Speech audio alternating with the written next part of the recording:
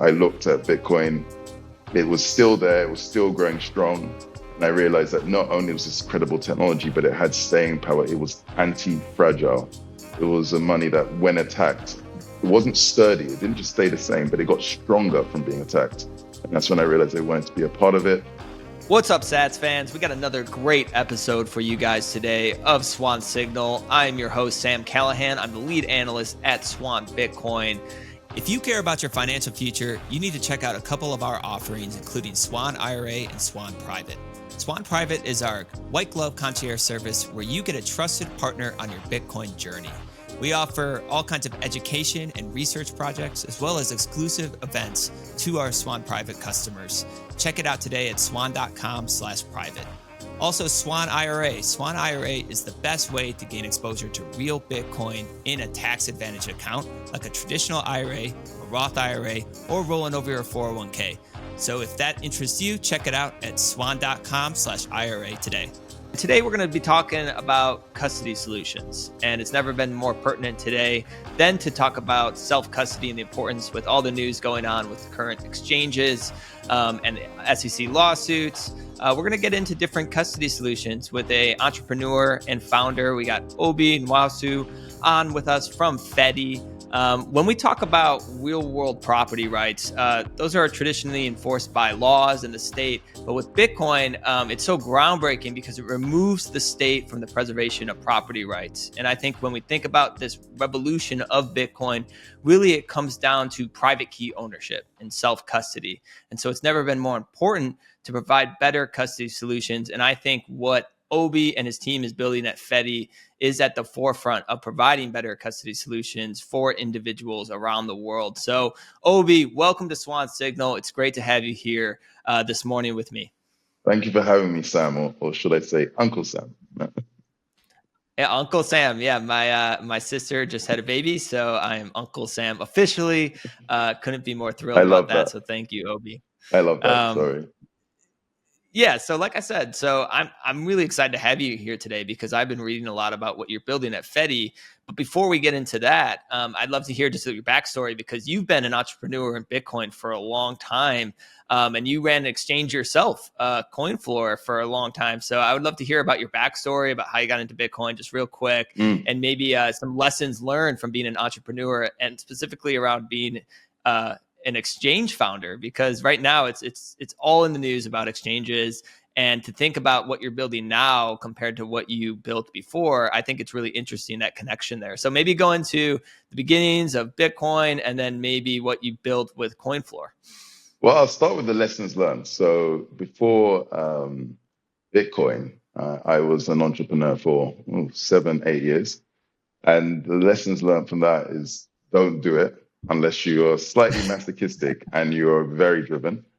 And then I became an entrepreneur in Bitcoin, running the UK's longest running Bitcoin exchange. And the lessons learned from that was definitely don't do it. Unless you're willing to lose years of your life expectancy. It's one of the most challenging senior leadership roles in the Bitcoin space, I would say. But let me reverse track because I wanted to start with the headline. So my background was I was born in the UK. I was into computers from a very young age, building neural networks in secondary school. I think you would call that high school, I think. And then I studied computer science and cognitive science at university. And then after that, .com era 1 and 2 for a number of successful companies.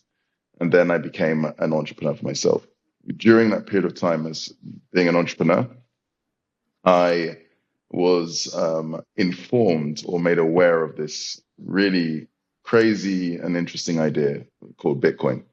2 or 3 friends sent it to my way because they knew that I was into tech because I was a geek, and I was into things that would right the wrongs I perceived in the world. And so they saw Bitcoin and they independently realized that this is something that would be right up my street. When I read the white paper in 2011, I thought that this was amazing technology, really elegant. I always love elegant solutions to problems. And it had the potential of being the world's first meritocratic money, free and fair money. I was in the middle of my last business before getting into Bitcoin, and so I bought some, but I forgot it. 2 years later, 2013, I sold my business, and my soon-to-be co-founder came to me and said, "Look, maybe we should do something in this Bitcoin space." I looked at Bitcoin; it was still there, it was still growing strong, and I realized that not only was this credible technology, but it had staying power. It was anti-fragile. It was a money that, when attacked, it wasn't sturdy. It didn't just stay the same, but it got stronger from being attacked. And that's when I realized I wanted to be a part of it. And we set up the UK's longest running Bitcoin exchange. It started in 2013 and sold it at the end of 2021. And wow. That was my background before where I am with Fedi. And it's an interesting story of how I transitioned to Fedi, but that's my background. Yeah. And, obviously you said it's a big headache running an exchange. So what are some of the kind of challenges of running a Bitcoin exchange? Is it more from an operational standpoint, or is it around regulations that you found it challenging? Because obviously you had success. I mean, you ran it, the longest running one, and for almost 8 years, you guys ran that exchange. So how did you overcome those challenges, and what were they specifically? There are different parts. One, the security. We launched in 2013. It was literally the 3 people above a garage type launch. We hadn't even started advertising. From the day we launched, we had multiple attempts, hacking attempts. People trying to see if there was flaws in our system from day one, and that was consistent and persistent for 8 years. So you're constantly on the state of vigilance. Two, it's a complex system. It's a system that needs to be running 24 hours a day, 7 days a week.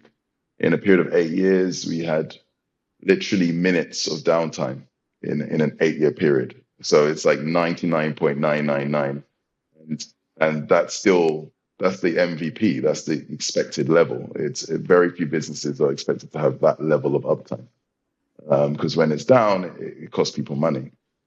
Yeah. So again, there's a lot of stress around that. Obviously, there's intense competition as well.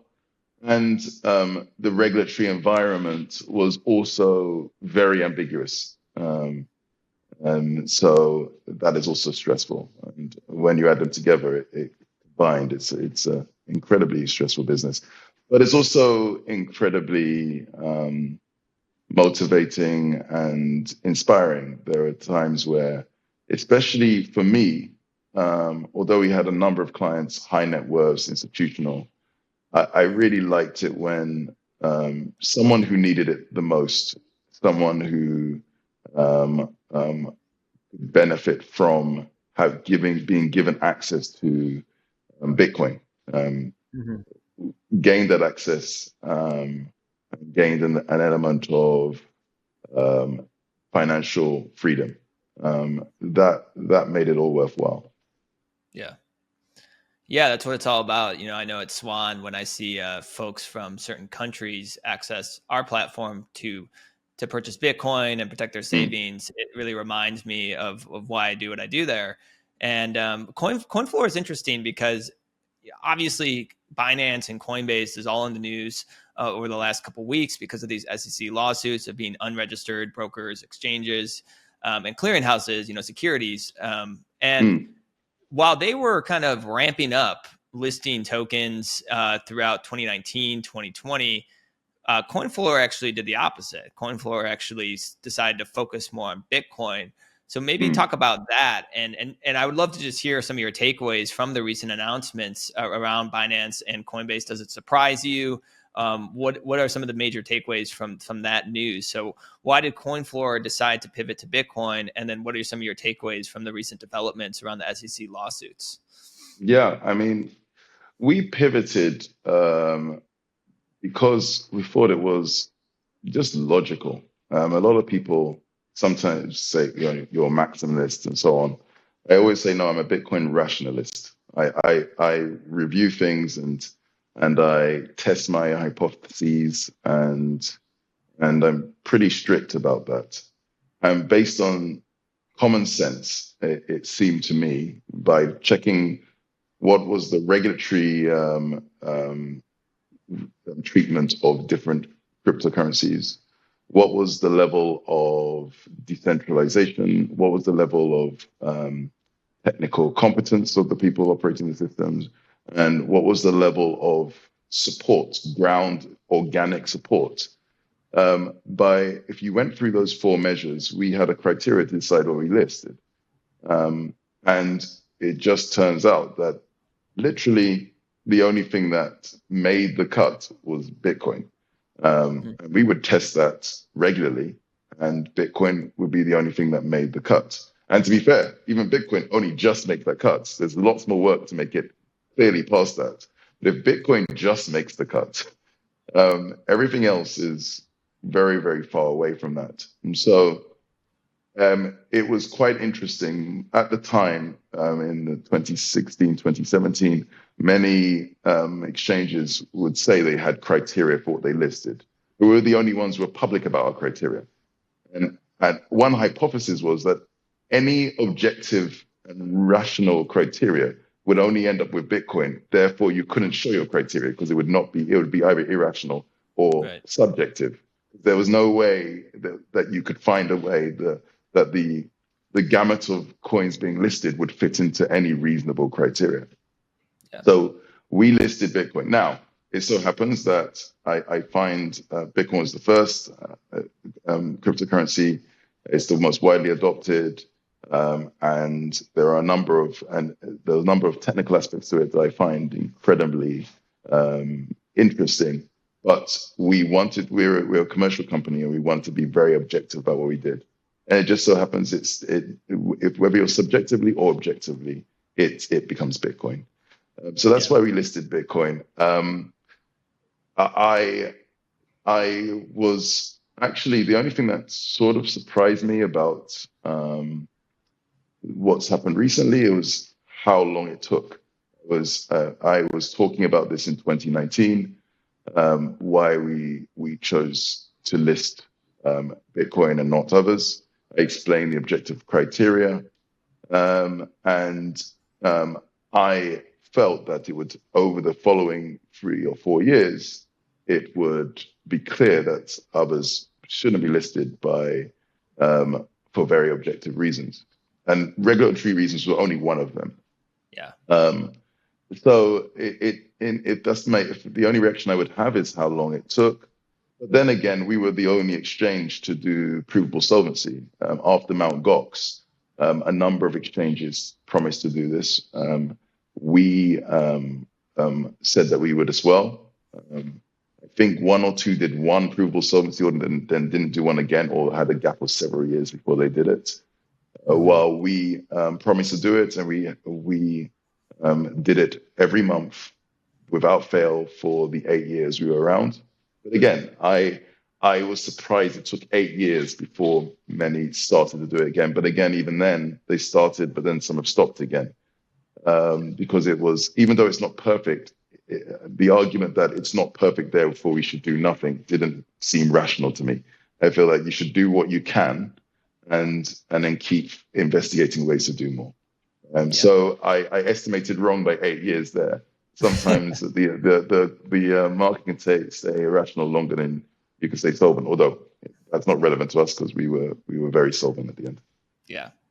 Well, I got to give you guys credit. Like CoinFloor was transparent about their proof of solvency, as you put it, like doing proof of reserve consistently, as well as being transparent about those listing policies that you had. And that's one thing that, exchanges like Binance would always refuse to acknowledge the lack of transparency around their listing policies. And obviously they listed everything under the sun. And now there's a lot of regulatory risk there to that platform, as well as the users that have their funds on that platform.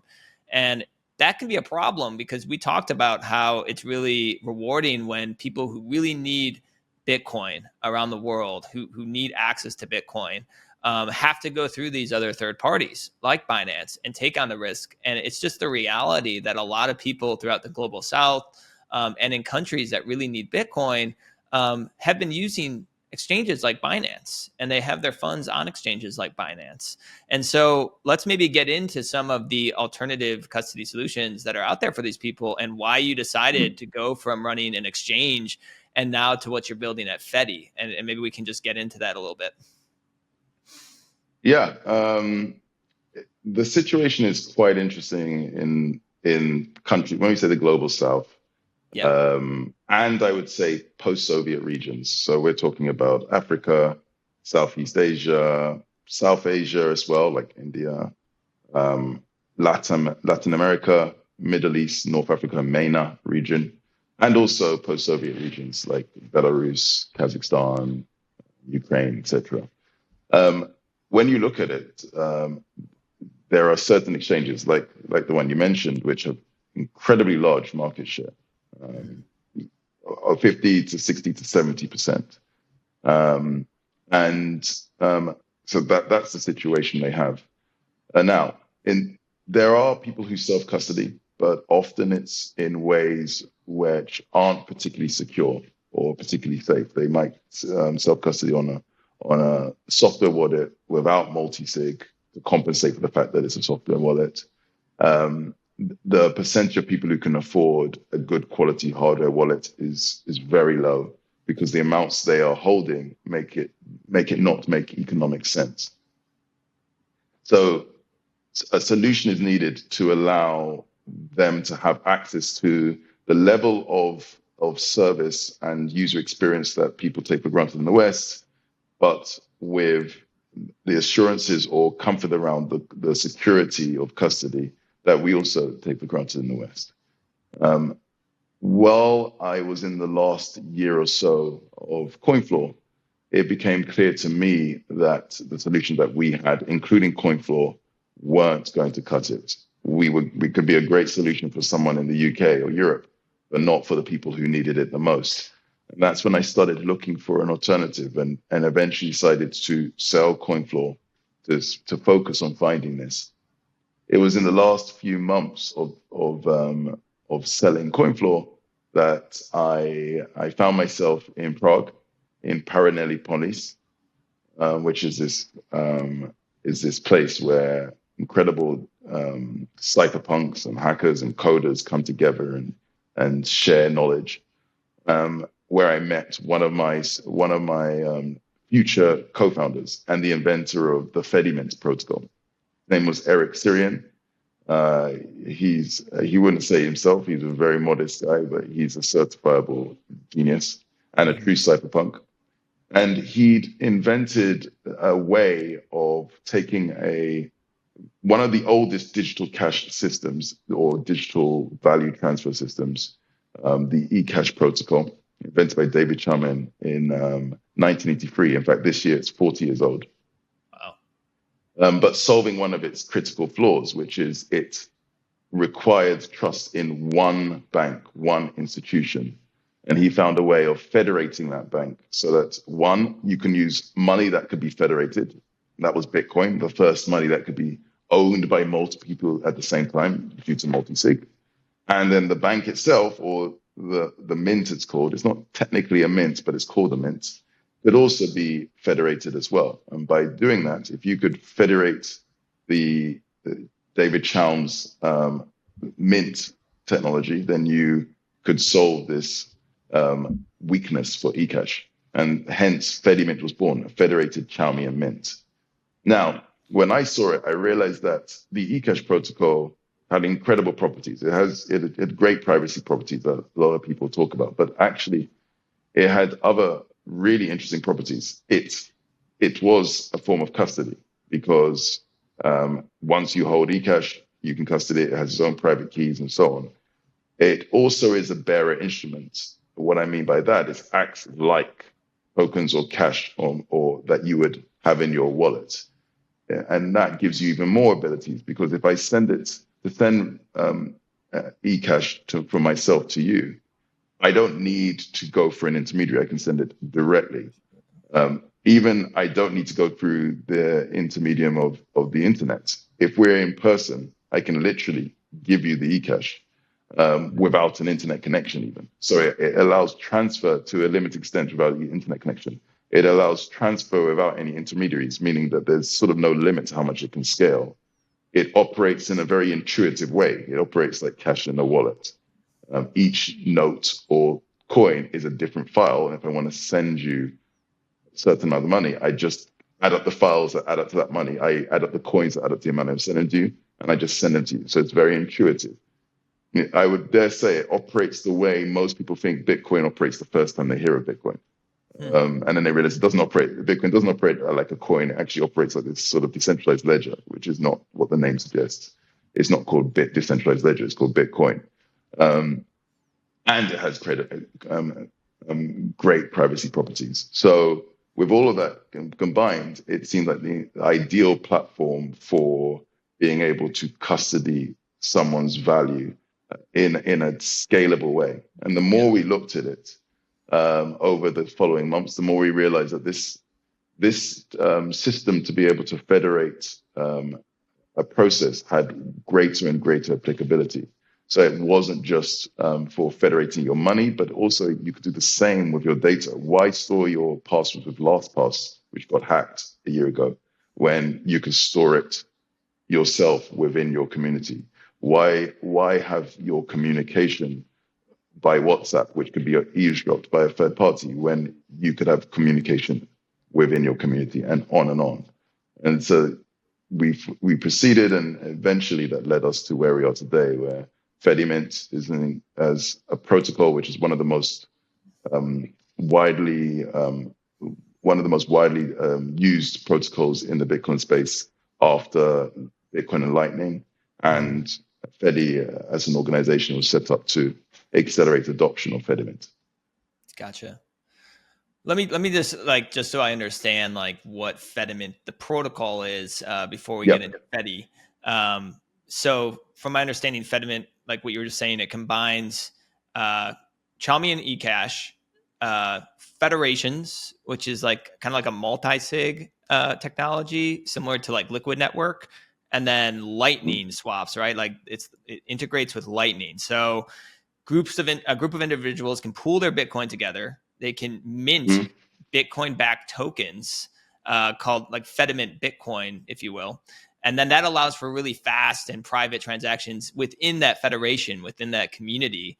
And then they can swap that for Bitcoin through the integration with the Lightning Network. And that's the Fediment protocol. Do I have that right?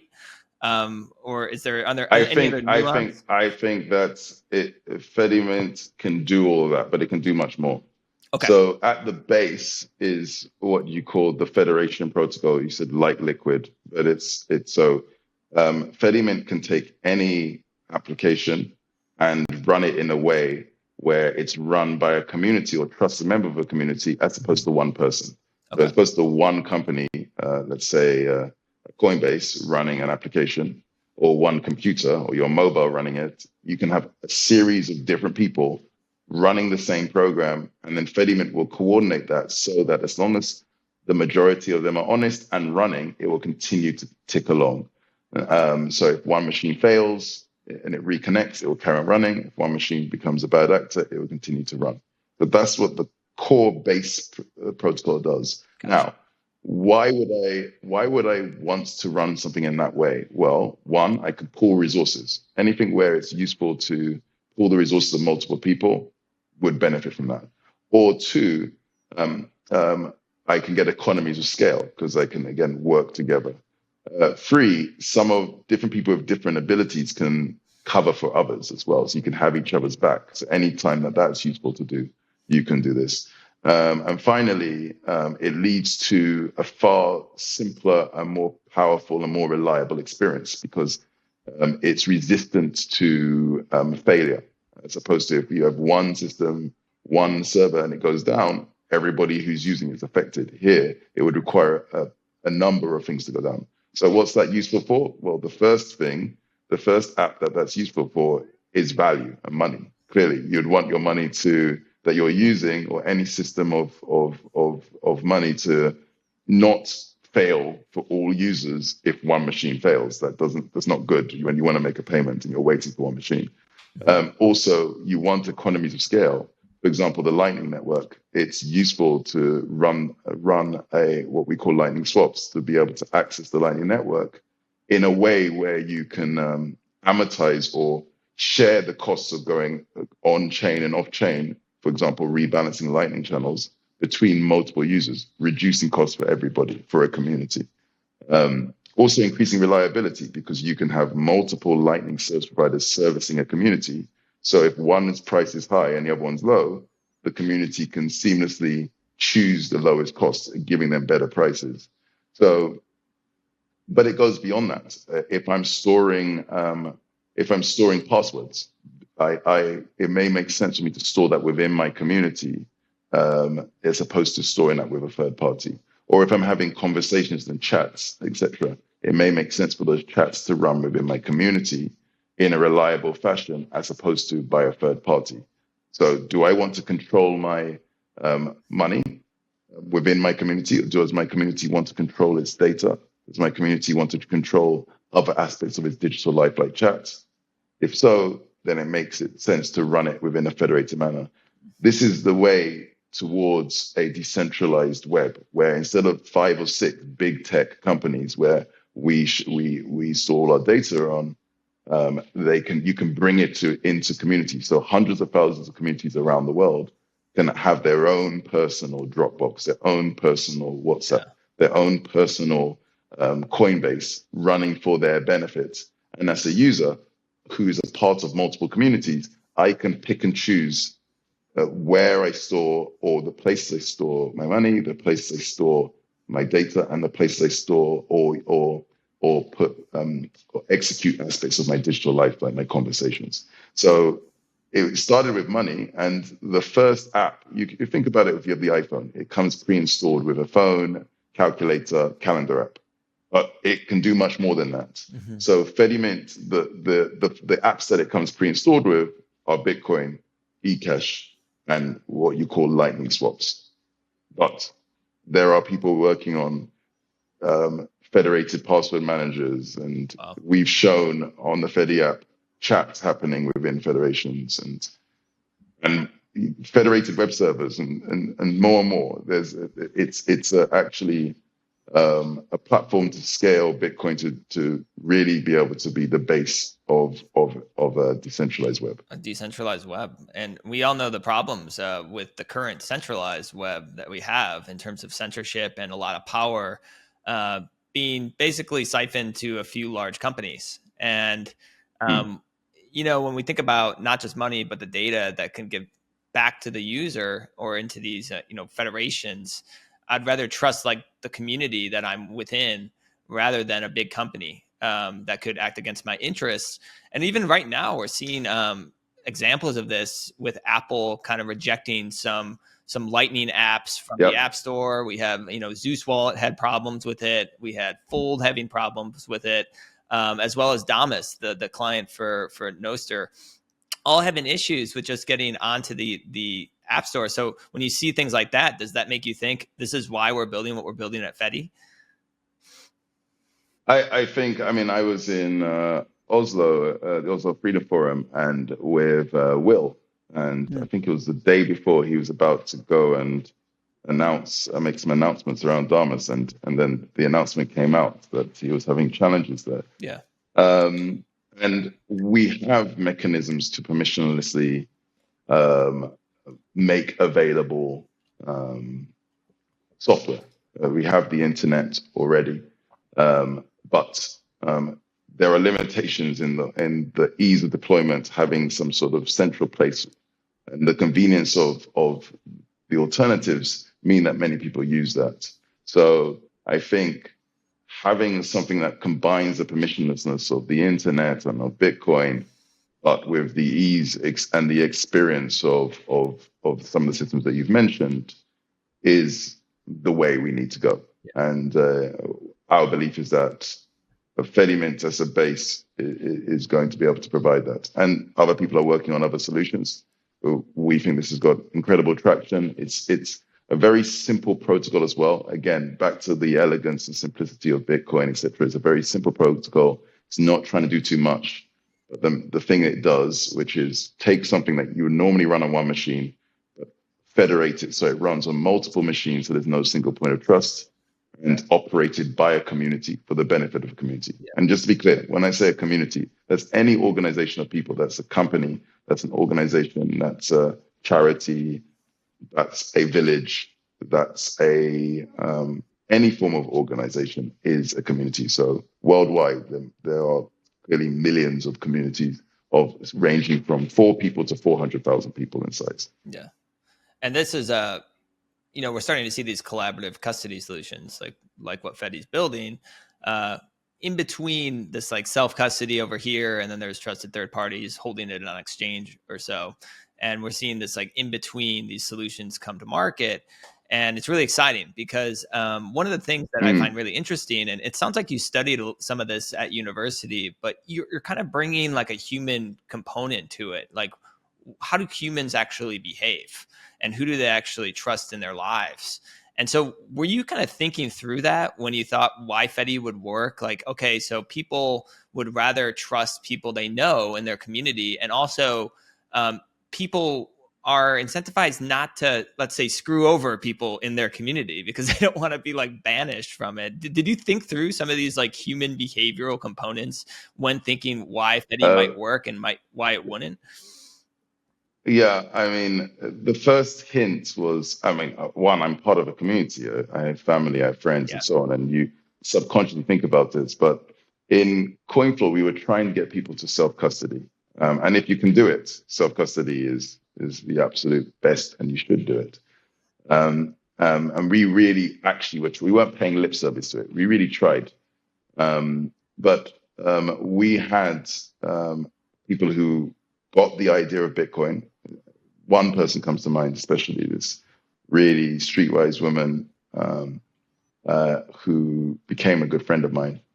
And when I asked her why she didn't self-custody, she said, look, I get Bitcoin, but I trust you, i.e. CoinFlow, and me, specifically Obi, more than I trust myself. Mm-hmm.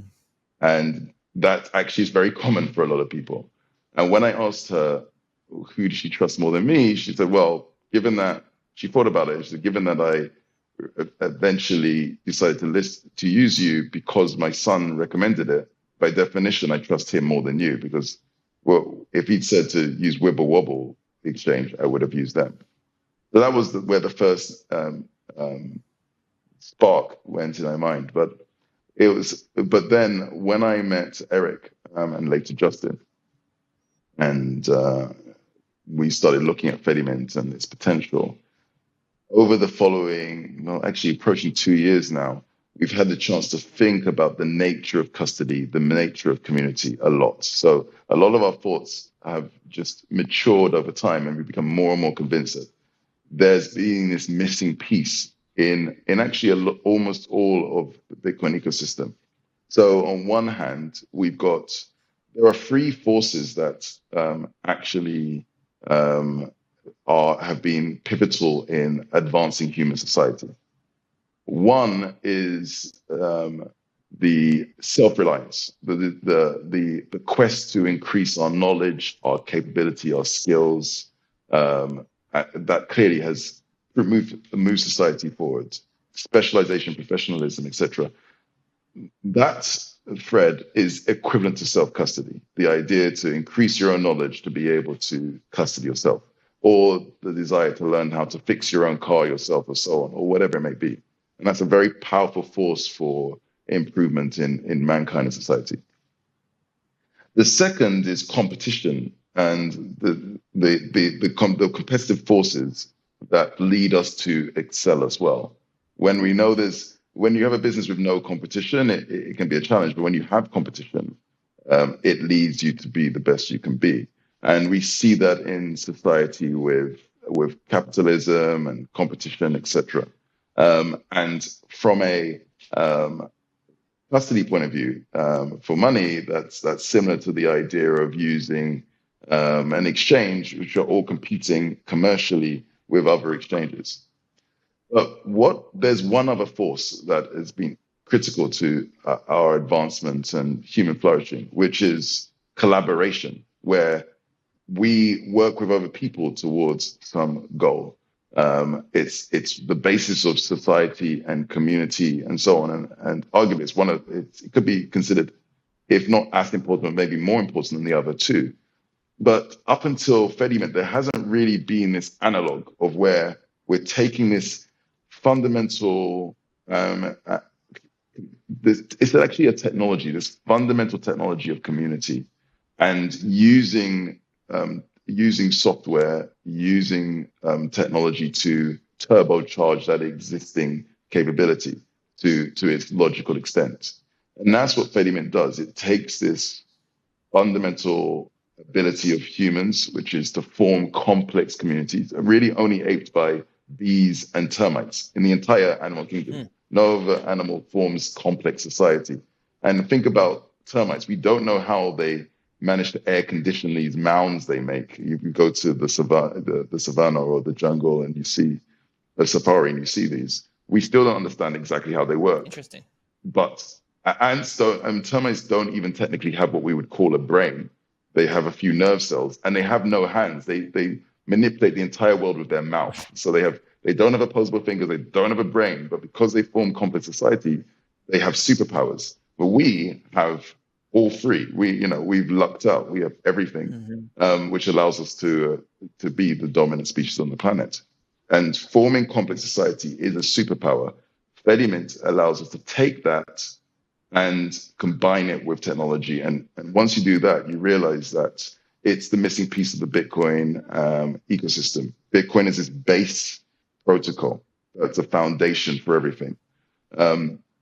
Fediments you can see as cities where you can have this dense economic activity, more complex features and functionalities can be added. There's no limit to how much you can extend a particular Fediment. It can specialize for some purpose, federated mining pools or whatever you may want. And then they're connected by this transport grid of motorways and roads, which is the Lightning Network that interconnects all these cities together. Just through simple analysis, you can see that scales to global level. Yeah. If there was no cities and there was just roads, then everybody would have to have their own personal road, and the world would be all road. On the other hand, if there were no roads and only city, then that means, which is like a monolithic sidechain, that would be conceptually the same as the entire planet or humankind living in one city, which again would probably not scale either. Yeah. So this idea of this decentral, and also not be very resilient. One bomb and that's it, everybody's gone. We're not redundant as well.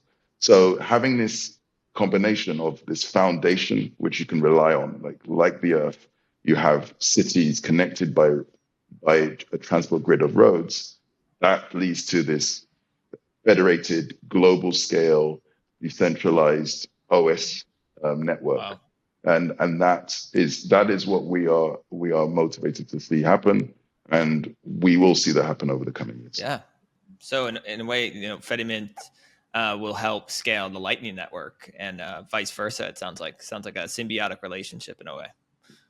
Yeah, and the Lightning Network scales Fediment. Yeah. Fediments are islands. Without Lightning Network, you can do a lot within that, but without access to the rest of the world, it's like a city without access to roads and the sea and commerce with other parties. It's a shadow of its capability.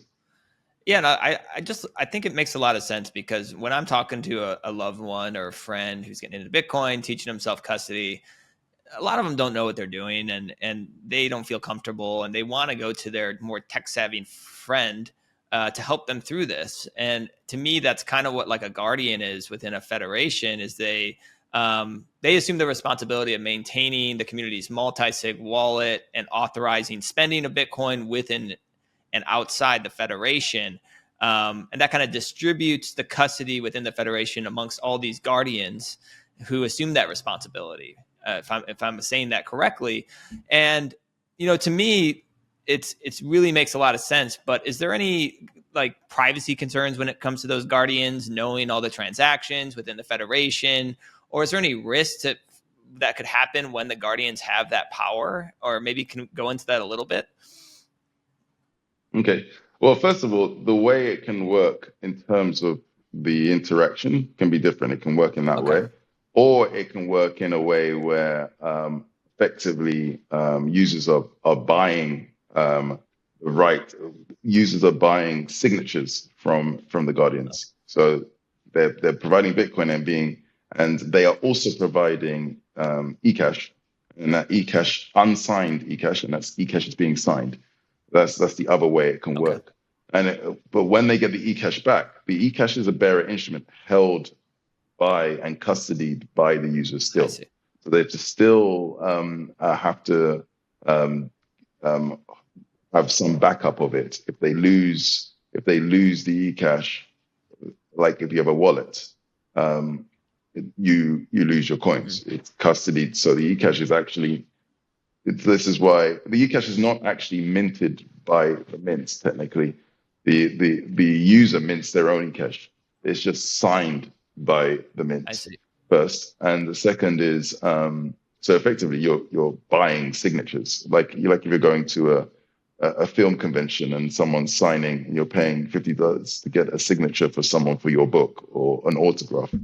That's one thing to note. And as I say, when you go away with the book, you're holding the book. The movie star who signed the book doesn't hold the book, and it's even more than that. In the case of eCash, the mint not only is not holding or creating the eCash, but they don't know what the eCash was, to your privacy question. So when you give them this book to sign, what you're really doing is, or this picture to sign, what you're really doing is putting that picture in an envelope, sticking some carbon paper in front of in between the envelope and your picture, and then you're giving them an envelope to sign. And they sign the envelope. You're also giving them some Bitcoin as part of that transaction. And then you take away the envelope, and you go around the corner, open the envelope, take out the picture, and now the signature that they made on the envelope has been transposed onto the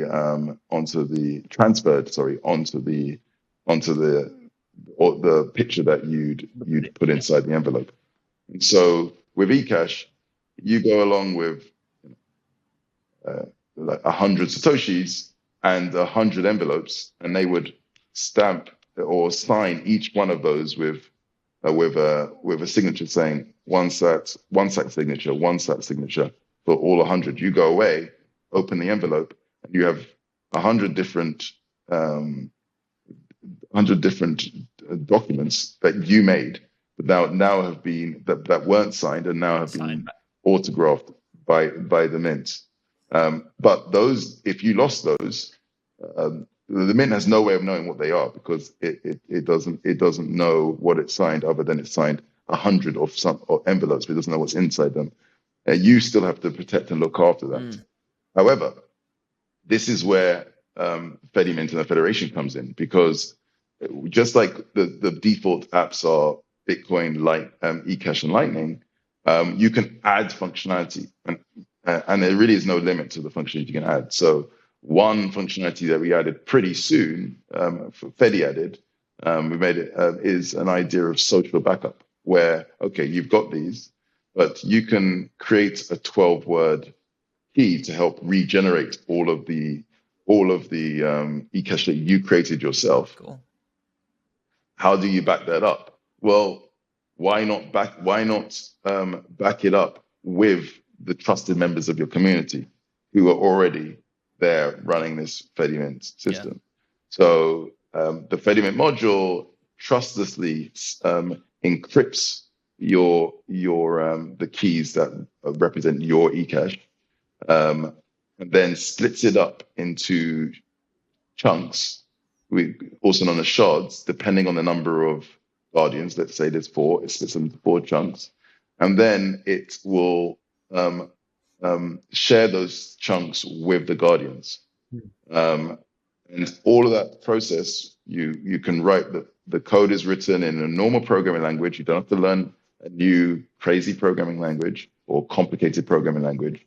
And the code also covers the process of helping you recover it again without revealing any information that you haven't, that's any personally identifiable information beyond what you have revealed to them in the first place. So, i.e., initially you reveal nothing to them, and to recover, you have to go up to them. So you reveal your face to them and your voice, because you have to go up to them and talk to them. So you don't reveal anything more than your face and your voice, which is necessary anyway, because you have to get on a video call with them or call them. So you'd have to do that. So, and obviously you wouldn't want your keys to be returned to someone who is not showing their face and not telling their voice. That would probably be, you'd probably not be something you want to return your keys to. Well, it sounds like you can just do these very interesting things in terms of building some safety nets that aren't possible with other custody solutions when you use these, the power of community. And that's really what Fediment,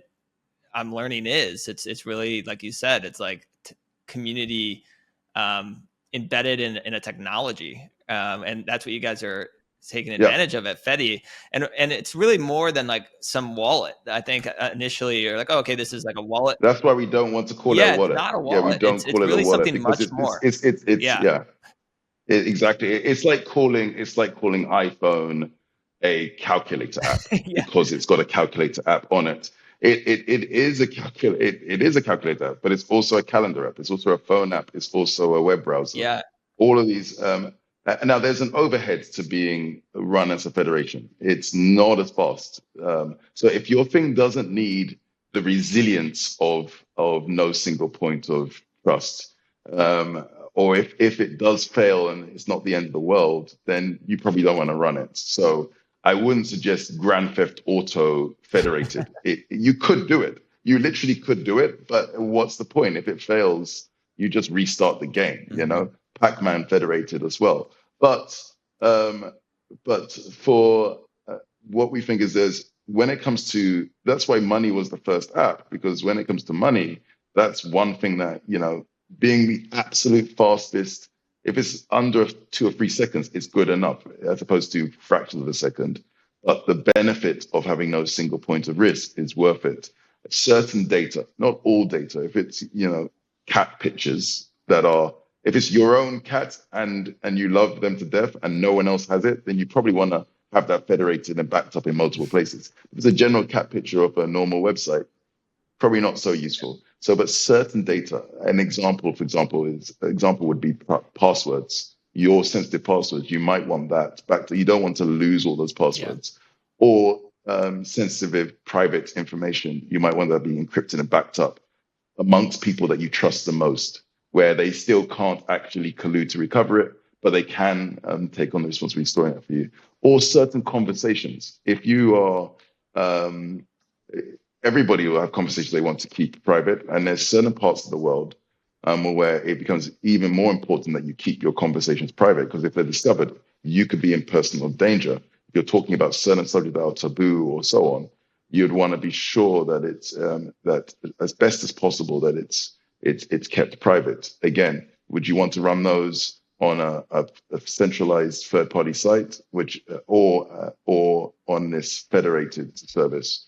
But you'd want all of this with an experience which is as simple as the experience of using one of these centralized services. And that's what it does. It gives you this level of sensitive reduction and this level of privacy and this level of resilience, while still having a user experience which is as good as the experience of these centralized services. And that's what I was learning when I was researching Fedi. I mean, it's much more than a wallet. You guys have like chat functionality built into it. You have a functional browser where any kind of website can plug in and directly into a federation and get all these benefits that we're talking about. And so I'm really excited about the potential here. And the last thing I wanted to talk to you about is basically how this helps scale Bitcoin and helps scale Lightning, and why you think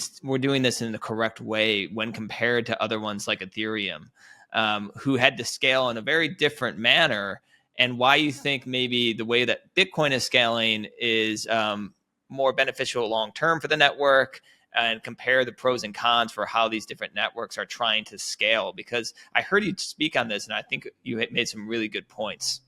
Yeah, so it's quite interesting. Ethereum has taken this sort of haphazard rush in, rush in where others fear to tread type approach. And if you look at where their trajectory is, they're slowly ending up to where we are now today with Bitcoin.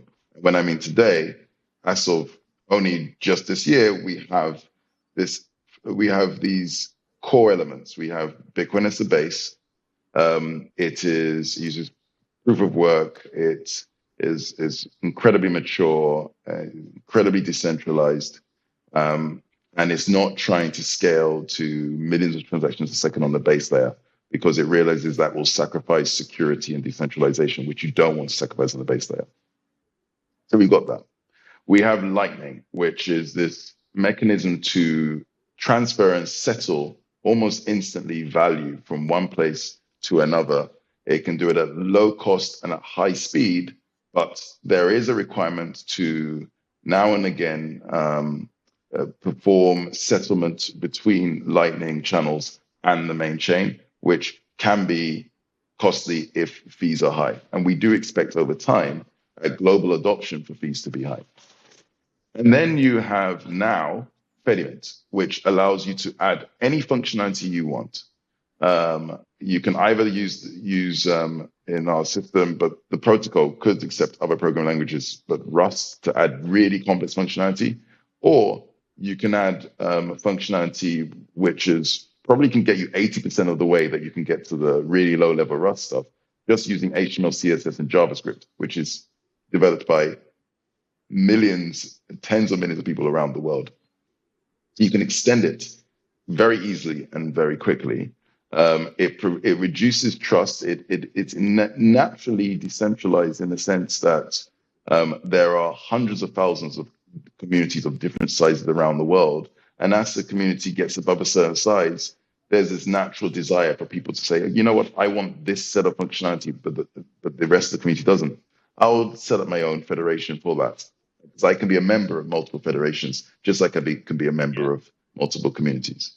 So that's the structure. As I say, you've got the base, the earth, you've got the cities where you have the economic and functional density, and then you've got this transport connection. Now, you have this in Ethereum and other platforms as well, but with some significant caveats. First, you have this, let's just take, and it's very similar for every other crypto. You've got Ethereum as this base layer, but it's less mature. It's overly complex, because if the functionality is happening in the cities, not on the earth, then you don't need the additional complexity there. So it's overly complex and giving it a higher attack service, etc. Then you have the closest equivalent are these concepts such as rollups. You've got these zero knowledge rollups or optimistic rollups, etc. They provide you a level of privacy, they provide you a level of extensibility, and they provide you a level of scalability. However, again, they are incredibly complex. They introduce a new token almost invariably, which has its own negative incentives, because it's sort of like the child will always want to eat the parent, a bit like spiders. You have these children, they want to eventually consume the parent. When you create your own token, the incentive is that you want to be bigger than the thing that you're dependent on and overtake it. And also, because they have different tokens, they are all incompatible with each other and in competition with each other, as opposed to in cooperation with each other. They want to be the one rollup that rules them all. Whereas because with Fediment, it's done for your community, you have no incentive to provide it to anyone beyond your community.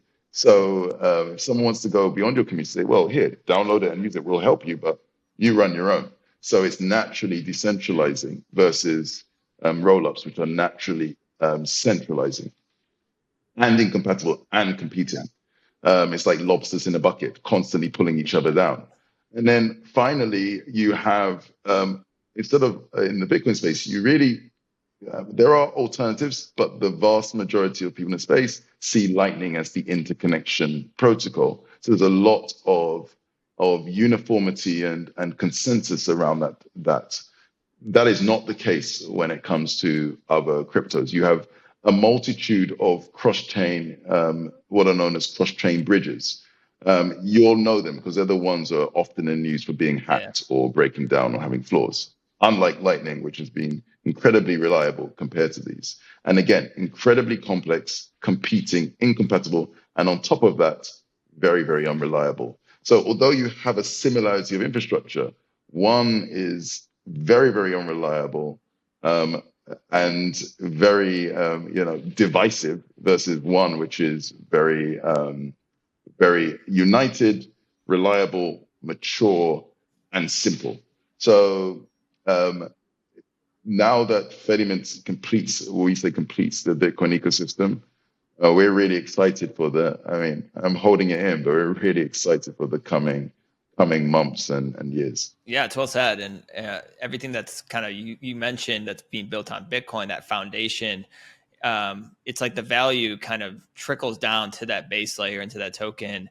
And it always takes advantage of that decentralization and security of that base layer. It's the bedrock of the entire system. And I think that's the big difference, big caveat that you mentioned. And, so let's, Fedi just raised a Series A, congratulations. You said that anybody can join a federation. And I saw you guys just did the first pop-up federation in BTC Prague. And then you guys also launched, the alpha release of Fedi, of the app. And so maybe tell a little bit about what people can do if they want to play around with Fedi, if they want to join a federation, maybe explain how they might go about doing that. So, we announced Fedi Alpha. This is designed for builders because later on in the year, we're aiming for near the end of the year to have this full public launch of Fedi. But between now and then, we really want to sort of ramp up the number of what we call Fedi mods and Fediment modules working on top of Fedi, and also just increase the general number of Lightning-enabled websites because they work really well with Fedi and with every other Bitcoin and Lightning wallet. So if you're a builder right now, go to fedi.xyz and /builders, but you can also just see it from the top of the homepage and get involved, add functionality, add new Fediment modules. There's already a list of features that different communities from the global south to the west to corporate to consumer are interested in, or start thinking about making Fedi mods or just make more Lightning enabled websites. And we're going to be really, really trying to increase the number of those out there now because the experience is mind blowing, especially when you use protocols like WebLN. And people just don't realize how slick it is from payments. Beyond that, if you want to play around with building your own, creating your own federation, you can go to fediment.org. There's more information about doing that. But again, as Fedi, we are looking to put in place tools to make it really, really easy for people to build their own federations, like a point and click. We already got it down to 3 or 4 minutes. We want to get it down to seconds, ideally, to make your own federation. That's how you can get involved. Go to fedi.xyz, especially if you're a builder. But if you're a community as well who's interested, sign up to our waiting list so that when it's available, you'll be the first to know. Yeah, we definitely need more developers building on the Fediment protocol as well as building Lightning apps. So, yeah, Lightning. Absolutely. So, Obi, thank you so much for taking the time to talk with us today and tell us all about Fedi and your experience in Bitcoin. I really enjoyed this. Do you have a Twitter that people can follow you or anything where you want to point to just before we let you go? Yeah.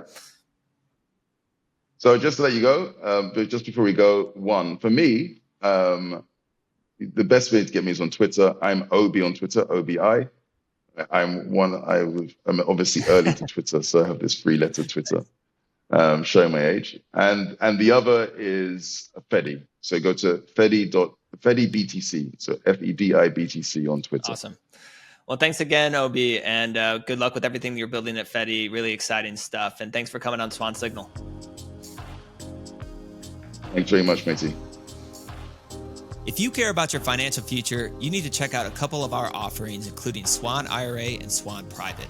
Swan Private is our white glove concierge service where you get a trusted partner on your Bitcoin journey.